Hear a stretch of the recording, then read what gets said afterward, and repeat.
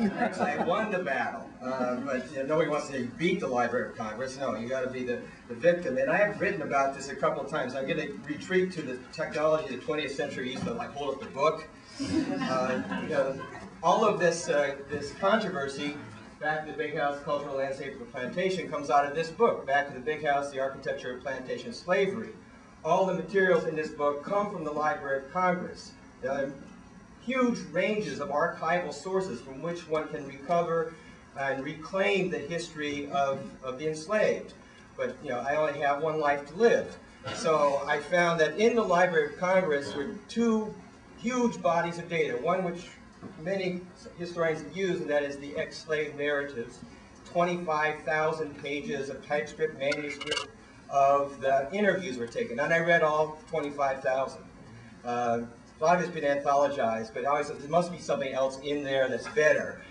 Wasn't, actually. Anthologies were done pretty well by smart guys that said, well, that person's not making a point, that sort of thing, but I still had to check it. And the other was a body of photography collected at the same time. The Federal Writers Project was a 30s New Deal project. The photography project was the New Deal project. And it just struck me as here's these huge archival bodies.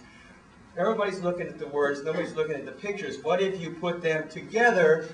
They would comment upon one another. People want to read, can read. People want to look at pictures, can look at the pictures. Maybe they'll intersect them. So that's what I did. The book's been pretty successful. It's not been out of print since. So they invited me to turn that book into an exhibition, and that's where we got into some trouble.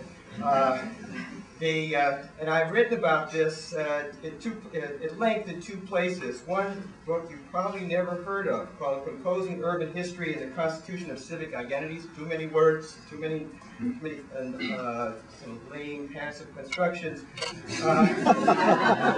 But nonetheless, one of these guys is from Harvard, so I guess it was all right. So I did that, and the title, because words count.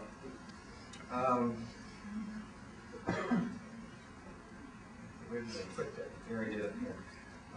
Looking behind the marble mask, varied African-American responses to difficult history in Washington, D.C. That is the fracas that developed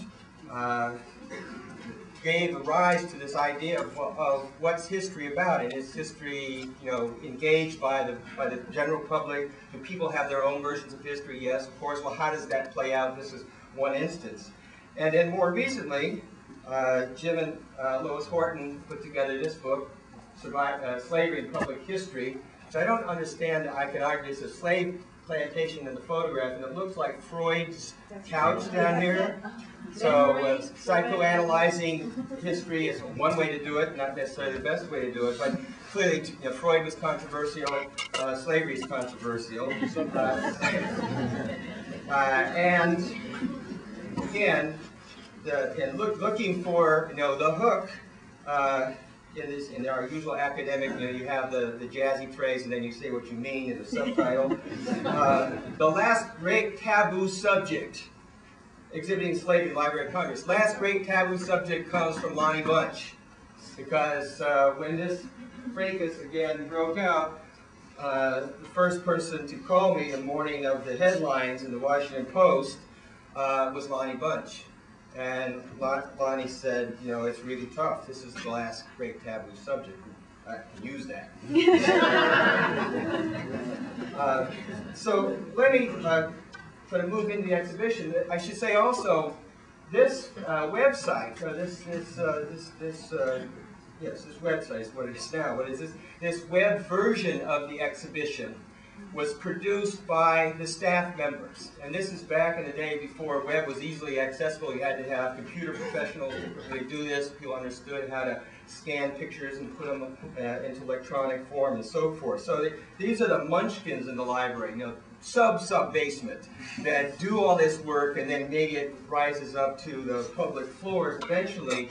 And they really were committed. I mean, there's a whole, 4 or 5 people, only met 2 of them, but they're back in there digitizing and pulling this stuff together. And when the exhibit went down, the website wasn't out. So this is a bootleg. This was smuggled out to me, but because, you know, so it's stolen property in a way, except that all the collections in the Library of Congress are public domain. So, you know, they can't really, you know, if you want it and it's in the Library of Congress, you can get it. You don't have to take abuse from those guys. They will definitely give it out. So, this is, and obviously you can see here we have the exhibition. We have the, you know, sort of statement about the book from which it comes, and then about the controversy, and hopefully you'll be.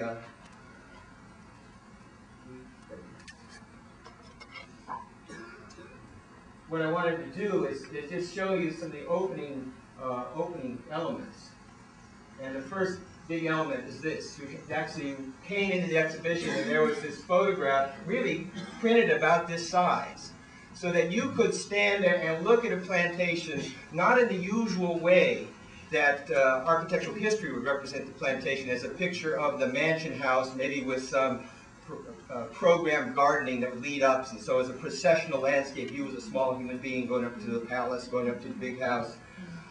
This is the view from the field. This is a view made actually in 1960 by actually a employee of the Historic American Building Survey, so this is a subset of the National Park Service, Jack Boucher. And Jack Boucher is still alive. Jack Boucher, when I started looking at all those photographs, there was Jack, he was traveling the country, taking all kinds of pictures of structures that really weren't on the A list, but the point of the Historic American Building Survey, if it's historic, and it's part of our history, and it connects to important themes, you should have a record of it before it falls down. This is a plantation in Campbell County, Virginia, and it was one that clearly had a lot of its component parts. There's the big house, really not so big, but bigger than anything else. And we're looking from the fields through one of the slave quarters. There were two slave quarters, one on the top of the hill called Upper Town, that's what we're seeing here, and then down below along the shores of the Stanton River, Lower Town, for obvious reasons.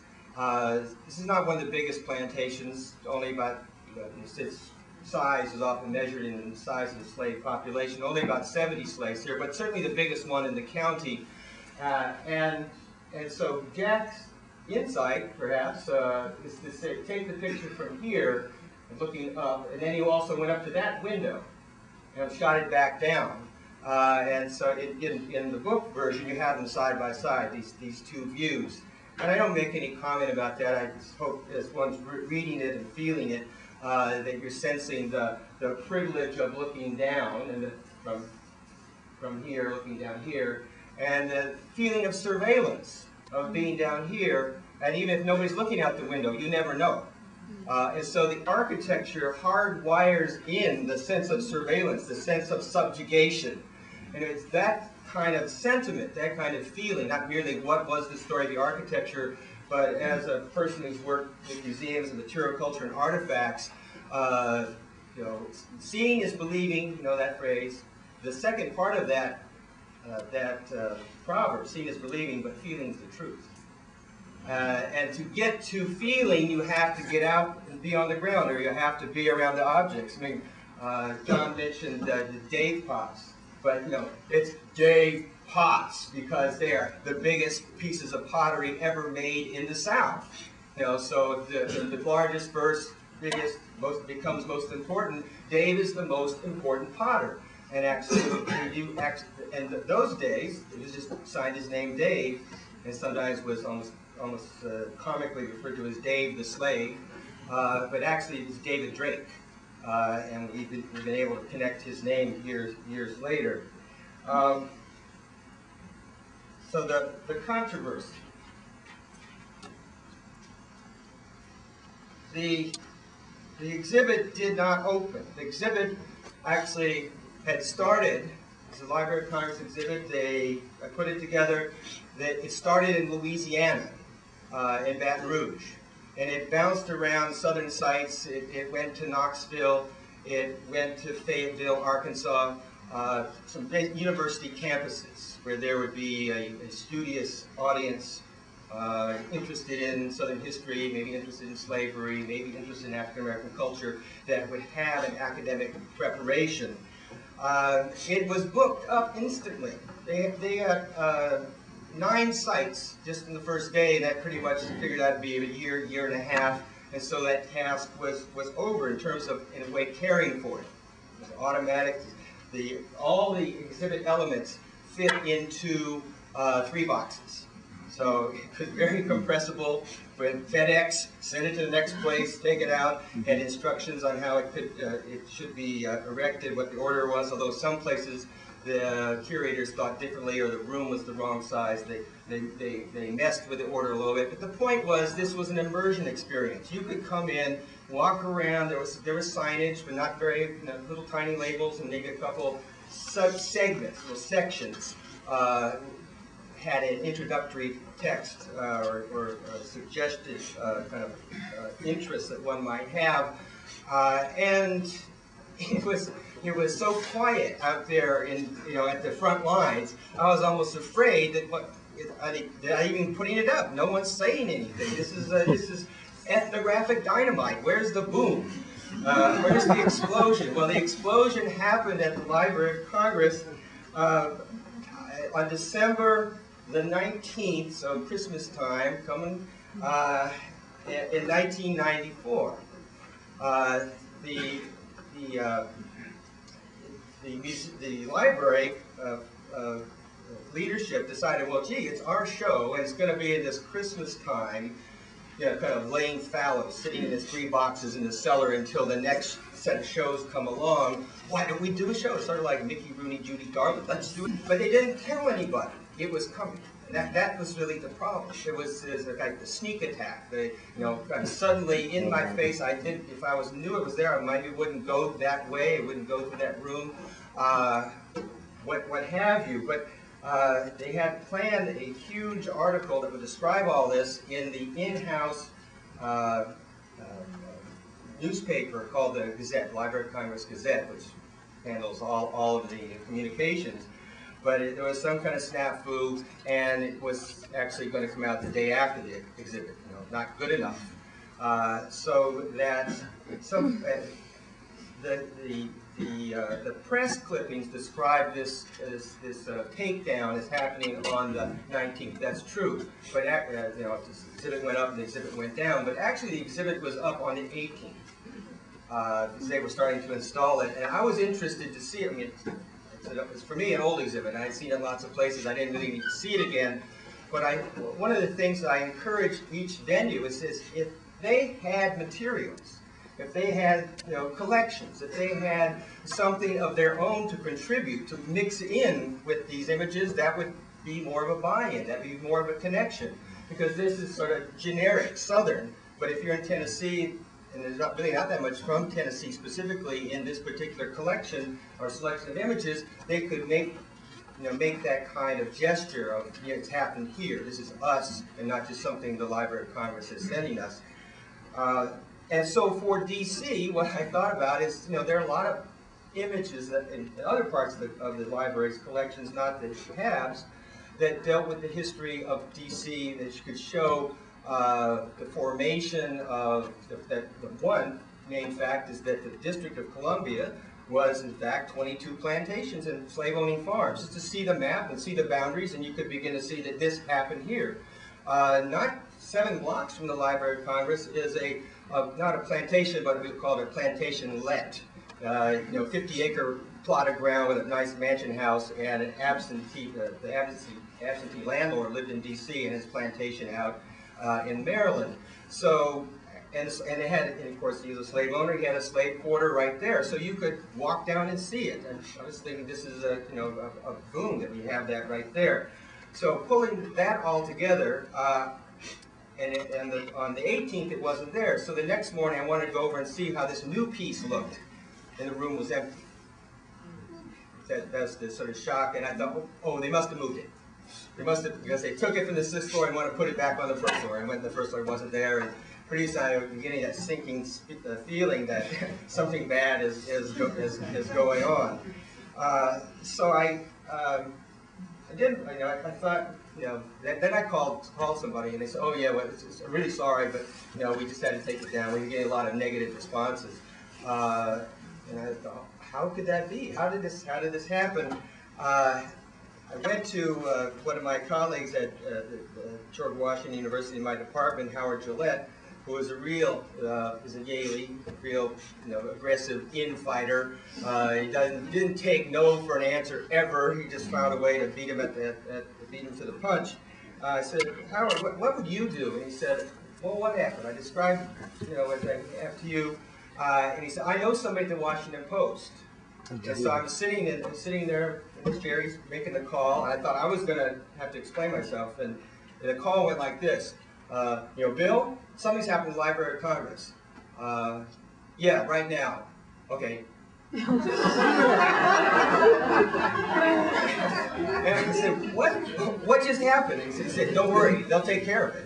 And I don't know how they were going to take care of it, but it turned out that they sent Mark Fisher, who now is currently a regular column, but then was just a beat reporter, to go over to the Library of Congress and ask kind of, you know, the embarrassing journalistic kind of questions like, what are you doing about slavery?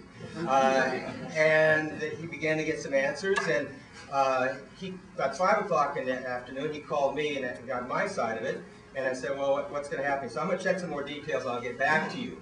So I can't leave the phone, because I know he's going to get back to me. He's going to get back to me. About 2 hours later, he calls up. So this would be about 8 o'clock at night. He calls up and he says, I have a few questions. Okay, here it comes. Now I'm going to have to defend myself and explain why I'm exploiting these people, on and on and on.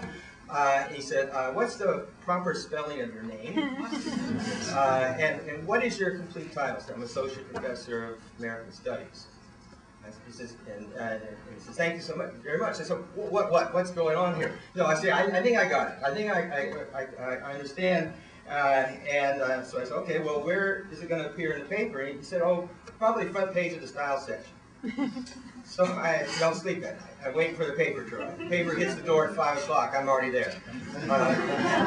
Open it up, get to the style section, and it says, now, you know, grumpier old men. You know, the Walter Matthau movie that was headlining, you know, oh, bump to the inside. Nothing there, nothing there. Nothing. Toast. Finished. So I go back to the front, boom, there it was, front page. Then the phone starts ringing. I'm getting calls from all over, media, mania, on and on and on. Then what happens is that the locals kick in. In this case, locals being the DC Public Library, the Martin Luther King Jr. Public Library, which is the flagship of the DC library system. They want the show. They're calling me for the show. I don't control. You have to call the Library of Congress. Library of Congress doesn't want to let them have it because, you know, if it can be shown 8 blocks away from where they currently are, then why couldn't it be shown where it was? Nevertheless, in the press, you know, I did a live thing on CBS at noon. I got so many interviews. I did a interview with public radio in South Africa, public radio in Japan. In one day, it already circled the globe, and then the powers that be, the Library of Congress, were thinking, you know, we got to get out from under this. If we can't handle it's too hot, we'll just go to the King Library, and if they die, they die. But in fact, this is what happened. They took it on positively. They thought, because they've done kind of edgy things before, this is edgy, but they do edgy. But they had, relative to the Library of Congress and to other sites, a very instructive approach, and that is, instead of, you know, many museum exhibits have a comment book. But like Richard, the comment book was live video. That's a new thing you can do these days, more inexpensively than in the past. But the comment book sits there and people write, maybe they read back what people said before, but it's kind of a dead end. But they took the comments day by day, printed them up in about this size of typeface, and put them on the wall. And growingly, day by day, expandingly, more and more of the exhibit was actually the commentary. And people would read that and see if they knew the person, or they could guess who it was. Because sometimes you just said a Library of Congress employee, and then the Martin Luther King people said, you know, those people are trying to get out from under. But just as a little, just short sample of the kinds of comments which show what I would call, I've called in certain black populations a hunger for memory, particularly around the notion of slavery, where there isn't that much, the amount of information from those who wore the shoe is not always available. So just some comments. Thanks for letting me decide on the merit of the exhibit. History for most blacks is painful and emotional, but it is what happened. It serves me as a reminder of the strong people that are my past, and I resolve that I too must endure. Another one. I thought the exhibit was thought-provoking. I feel that it is a step in healing. I can't express enough gratitude for not letting this exhibit die. The exhibit moved me to tears. It was important to see how my ancestors lived, survived, and overcame. So I'm not a mean ogre shoving slavery in people's faces. I brought in narratives and sites where those sites that look kind of maybe concentration camp-like, trying to control what others see should be noted. Thanks to the Martin Luther King Library for providing the opportunity. And I hope to have some more questions when we continue. Thank you.